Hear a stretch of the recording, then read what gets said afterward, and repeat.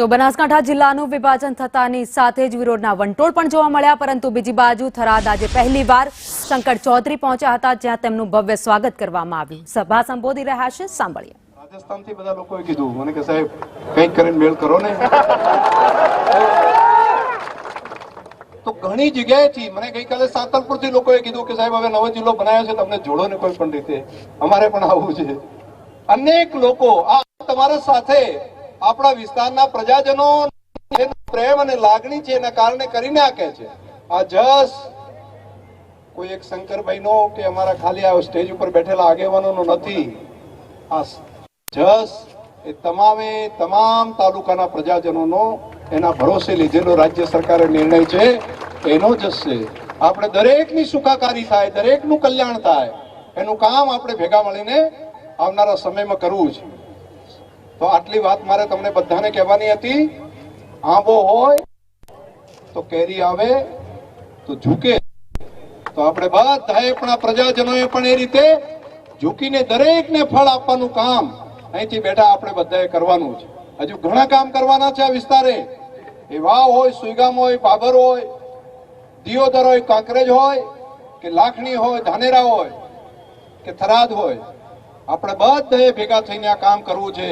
અને થરાદ જ્યારે જિલ્લો બને છે ત્યારે આ વાવ થરાદ બંને જિલ્લાની પ્રજાજનોની જવાબદારી વિશેષ છે. વાવ થરાદ જિલ્લો બને છે તો વાવ થરાદના પ્રજાજનોની જવાબદારી વિશેષ છે.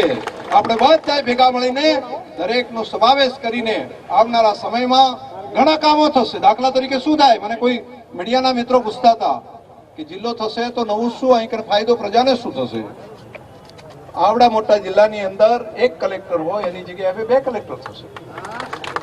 આટલા જિલ્લાની અંદર ડીડીઓ તો વધારે થશે, તો કામની અંદર વિભાજન થશે, ઝડપી થશે. એક માણસ કામ કરે એના કરતા વધારે 2 માણસ કરીએ કે નહીં?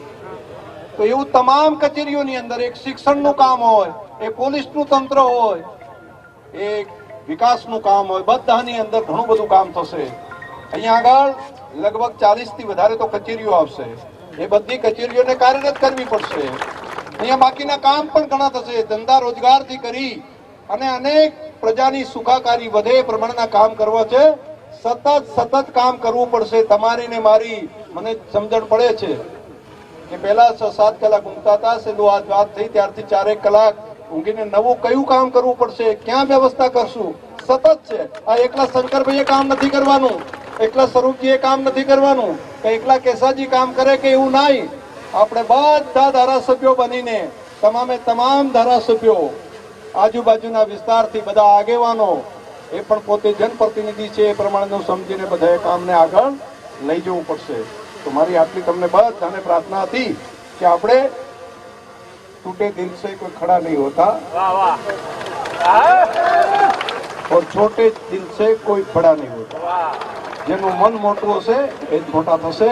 આપ સૌને હૃદયથી ખૂબ ખૂબ અભિનંદન. અને ફરી આપણો જિલ્લો વાવ થરાદ, આપણા નેતા નરેન્દ્રભાઈ. બોલો, આપણો જિલ્લો, આપણા નેતા, આપણો જિલ્લો, આપણા નેતા.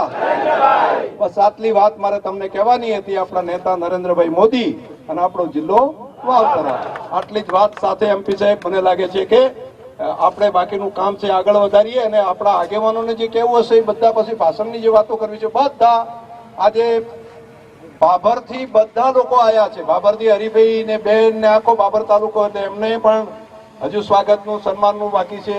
સુઈગામથી આવ્યા છે, ધાનેરાથી આગળ આવ્યા છે, દિયોદર અને ખાસ કરીને લાખણીથી આવ્યા છે, બધા થરાદમાંથી આવ્યા છે. બધા સુઈગામ હોય કે વાવ, આ બધાને પણ આપણે મોકો પૂરેપૂરો સ્વાગત માટેનો બધાને આપીએ. બસ બાકી તો બધું હા તે રાખશે. પછી કોઈ ડોંબાળા કહે છે કે અમારે તે રાખજો કાર્યક્રમ, તમે બોલાવશો એમ ધીમે ધીમે અમે બધા ભેગા થઈને આવશું. બસ તો આટલી જ વાત કહેવાની હતી. બાકી તો તમારો કાર્યક્રમ આપણો બધો ચાલુ રાખો.